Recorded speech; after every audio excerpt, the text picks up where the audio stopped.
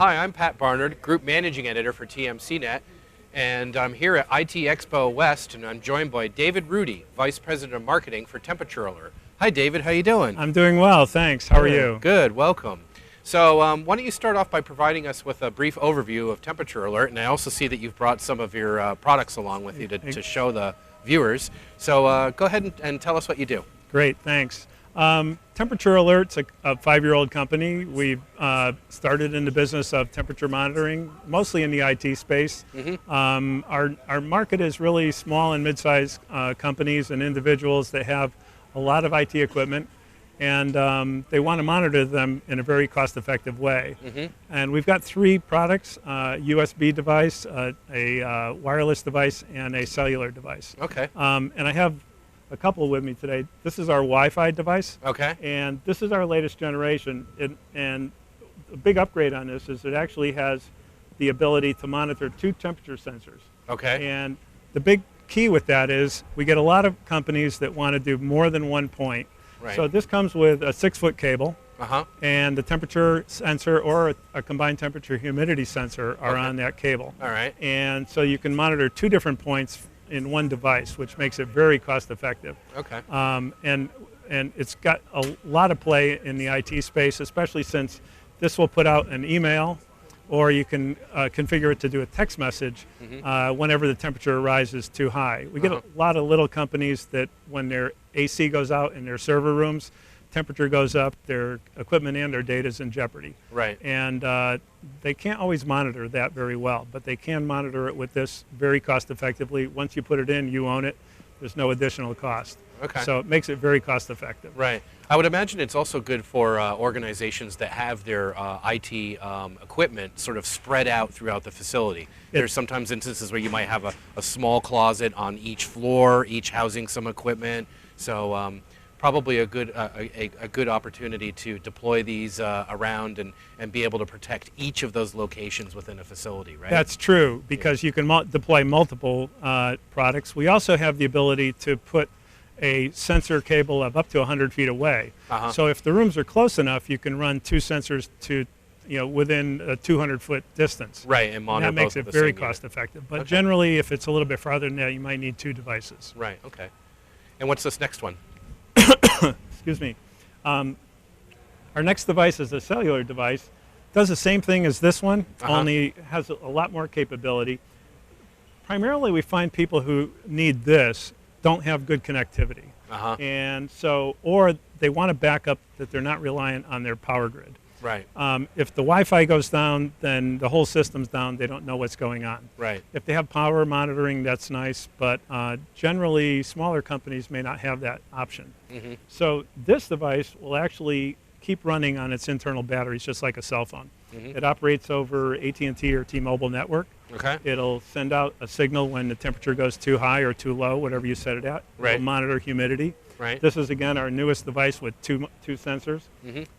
And it will run on battery for at least a week, maybe 2 weeks, depending on how good the signal is. Wow. The biggest advantage of this is it doesn't require any power so when your system goes down, you can get an alert. And we find that companies that want to monitor their data, if the data goes down, if the whole power goes down, then that's not that big a problem because everything's down.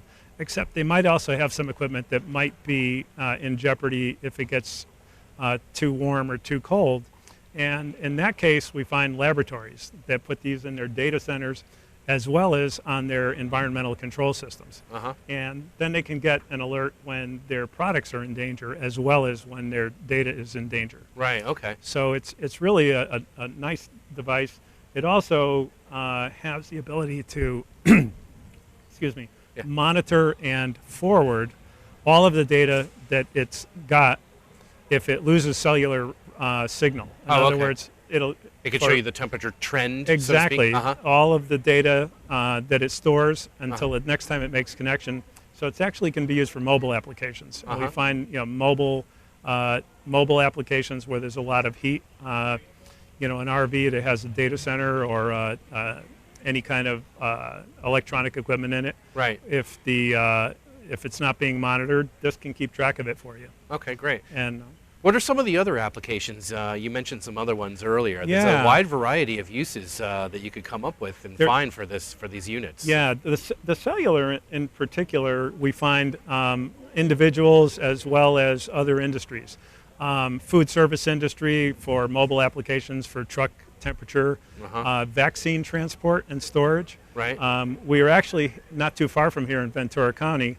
The H1N1 flu virus was put into temperature-controlled bunkers that didn't have any connectivity. Oh, really? So they put these cellular devices on them to monitor millions of dollars worth of vaccines. No kidding. Very Wow. cost-effective. Right. And probably the most unique one is we protect some parrots that are left in RVs when their owners are out on a day trip and they're at the campground and the power goes out at the RV camp. Right. Huh. That's an interesting application. It Pet really protection. is. It is. Yeah. It is. Right. I've got a great picture of a green-winged macaw next to one of these things. Oh, wow. Really cool. That's neat.